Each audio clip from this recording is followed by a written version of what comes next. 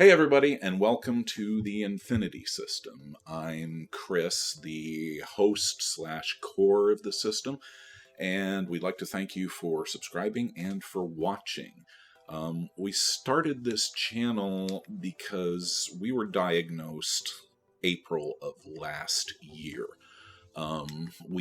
Sorry, it's a scrolly teleprompter thing. It's kind of a long story, and we may just do a separate one on it, but it comes down to we had a lot of anger issues that we could never really identify where they were coming from. It just seemed like we were angry all the time at something that we couldn't put our finger on. We would have terrible nightmares at night, sleep paralysis, figures, it just really terrible. I mean, there were times when we would literally walk around the house at night making sure all the doors and the windows were latched and just absolutely convinced that there was somebody in the house. Of course, there never was. So the long and the short of it, yeah, I already said that. Sorry, we tend to repeat. Christmas 3 years ago, 2 years ago, 3 years ago. We've always hated the holidays. Couldn't say why, just always hated it.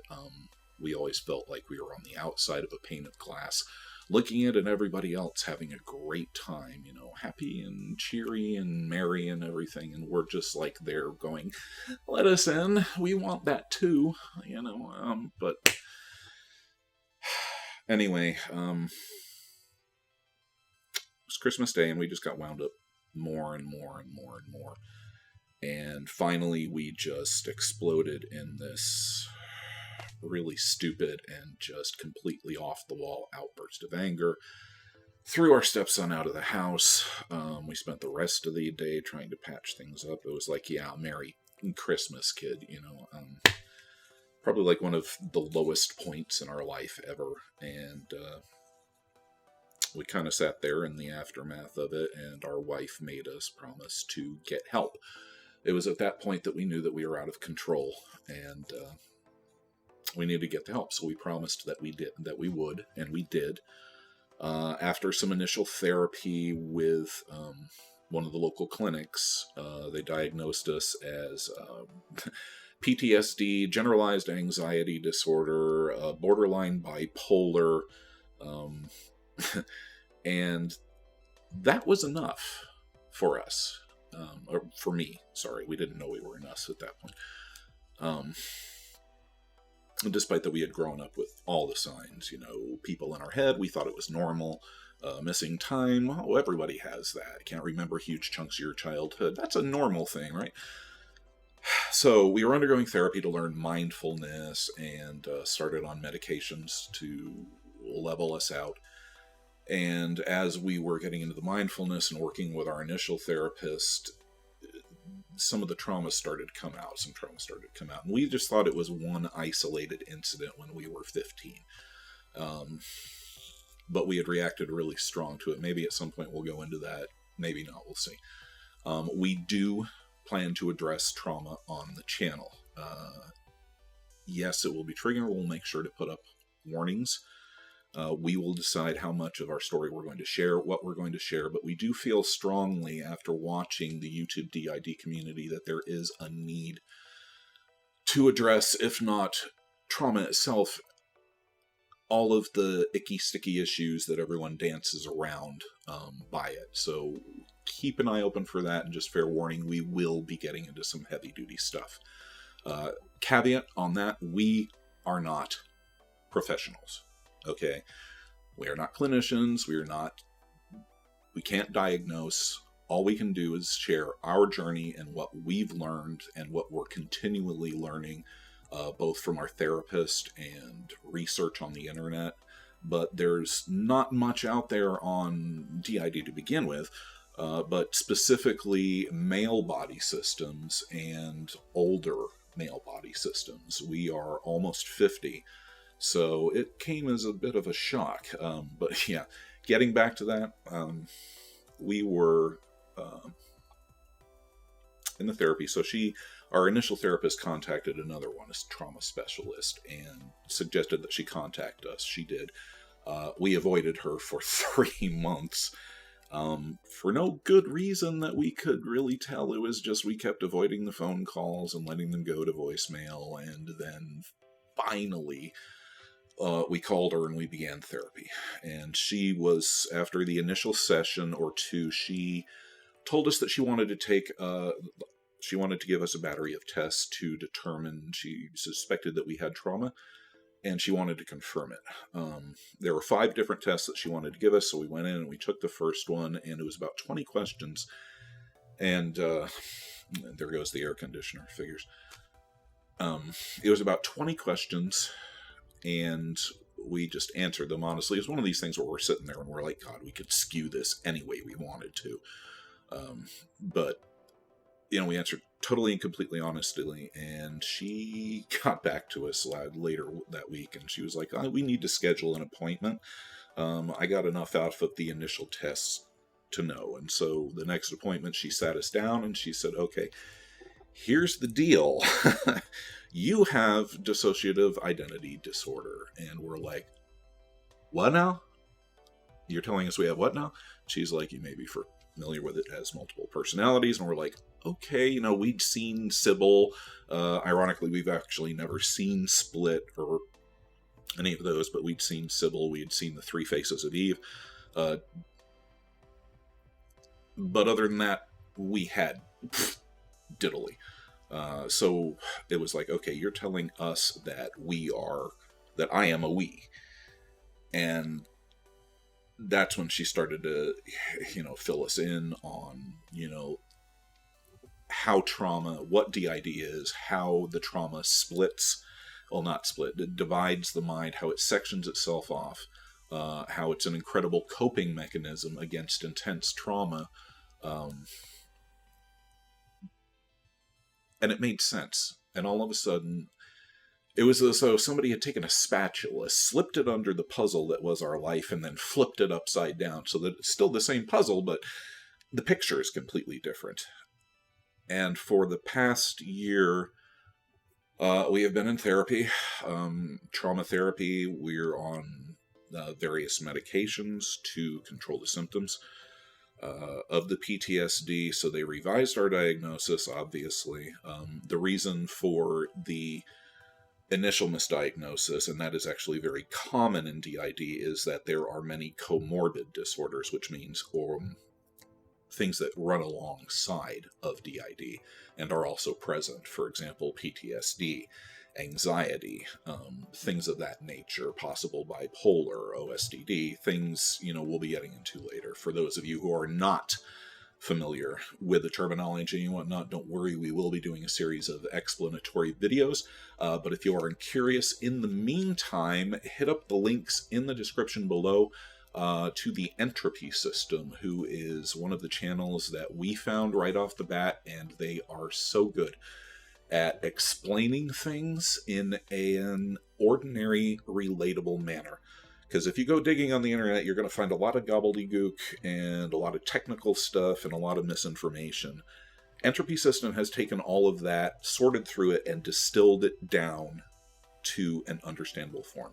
We'll be going over it and doing our take on things and doing a fresh perspective, but please, by all means, at any rate, please go check out their channel if you're interested in DID or if you have DID in general. So shout out to them, just simply thank you for being there for us. We want to return the favor with this channel. So basically, that's our story. We're now a year into our diagnosis. We are comprised of, hang on, my teleprompter thing died. Just a sec. Okay, so back to it. So let's see. So for the past year, we've been discovering each other, discovering ourselves. We split very, very early on, pre-verbal. And there were several original mains, and then there were alts that came after. We have more or less kind of worked integrated without even knowing it. Our therapist says that we are more don't want to say high functioning, but more integrated because we were split so early and because of a positive influence in our family that kind of kept us at least a little bit stable for the time being and enabled us to cope. But currently we are up to 12, I think. So we'll run through real quick. These are only the alters that are comfortable appearing on camera.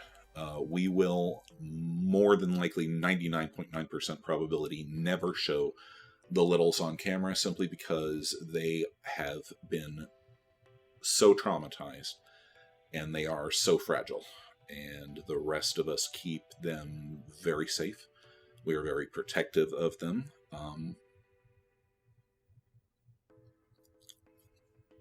Sorry. So anyway, yeah, just putting that out there. More than likely you won't see him. So here is who we are. First, there's Chris, the host. Me, possible core. We're not sure. We're going to find that out. Then we have, come on, teleprompter, Data, who is our gatekeeper, our recorder, and our internal self-helper, who is an alt that has access to the collective memories of the body and is able to decide who will have access to those memories. Data and I are co-blended almost 99% of the time. He's been there for so long, we're virtually... everybody else says that there are differences, but we're kind of like yin and yang that way, but not opposites. So, me, Data, there is Angel, or Angel, we're not quite sure because she really hasn't picked a name for herself. She is a protector and caretaker of the littles. She is essentially an elf. Yeah, I know, okay, but a lot of DID is just learning to roll with it. We'll not get sidetracked on that. That's one for another video. Okay, so we have Angel, and then Christopher, who is a little. He is a trauma holder. He's about 4 to 5 years old. We have Christopher D, who is also a little and a trauma holder. He's roughly age 6 to, we're not sure. We have John, who is also a trauma holder, who is age 6 to, we're not sure. The adult and main alts, we have Bootstraps, who is a protector, both physical and verbal, when we're dealing with the outside world. He identifies as the age of the body, which is 48. He also kind of fills the role of a persecutor, because he can be very abrasive, very abrupt. Basically, his name is his thing. He's there to do a job, and anything else and anyone else is just simply an impediment to that, and he doesn't have time for nicety, so he can be a dick. There's just no ifs, ands, or buts about it. So he may show up, he may not. But he didn't say no. So moving on to Rosemary. She is our protector, a caretaker, and a positive introject. Rosemary's job is she takes care of the littles and keeps them safe, keeps them corralled in the area of the headspace where they are shielded from what is going on with the other mains. For example, when we're at work or something, when we're driving down the road in a car, she's the one that makes sure that they don't slip into the body and take over the wheel, which still really kind of terrifies us, but hasn't happened so far. Then there is Mimi, who is also a little. She doesn't want us to say that. She is 13 years old. She is also a trauma holder, and she is a protector, our emotional and sexual protector, who deals with those issues with the outside world. We suspect that there are a couple more alts in there just from vague feeling, but they haven't come forward yet. And lastly, we have Nigel and Percival, who act as positive introjects, which is an alter that is based on a person that had a positive influence in your life. Kind of like either directly a person or an amalgam of people who provided a positive influence or something to look up to, someone that you aspire to be to. Nigel and Percival are a couple. That was a bit of a shock to our system. We're fairly cool with it, because who are we to judge? That's another thing with DID, is you really leave a lot of your prejudices and misconceptions at the door, because you just... let me tell you. In fact, I probably will. Okay, that's just notes for me here. I'm sorry about this stupid thing. I'll try to make it work better next time. So basically, I think that's all of us. Again, let's see, when, how, why we were diagnosed. Yes, we already covered that. We'll not be showing the littles other than Mimi. Yes, we've covered that. What we hope to achieve with the channel. I think we already covered that, but briefly, giving back. Giving back to the community, because when we got our diagnosis, we were out on a limb, alone, floundering. Completely... It's been insane. You literally have to suspend disbelief, unlearn everything that you thought you knew. It's terrifying. It's tumultuous. It's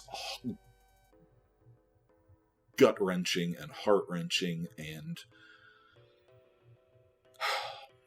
you feel like you're alone. There's irony for you, when you're never alone. And there's so little factual information out there, and channels like the entropy system have been so vital. Dissociated, I know there's some drama going on around that in the community right now. We're not really up to speed, so don't expect our reaction to this drama or that drama for a while yet, and maybe not even then, because we're just not interested in drama. But anyway, we want to get back to the community. That's what we're doing. We're going to be focusing on all the issues with DID, but hopefully we're going to be passing on our experiences and what tips and stuff and the tricks that we found that help us deal with the challenges that come with being a male body system and with being an older body system. So before we ramble on anymore, I just wanted to say thanks for watching. Thanks for subscribing. If you haven't, please subscribe. Hit the bell icon so that you're notified that the next time that we upload our videos. And remember, you're loved, you are strong, and you are not alone.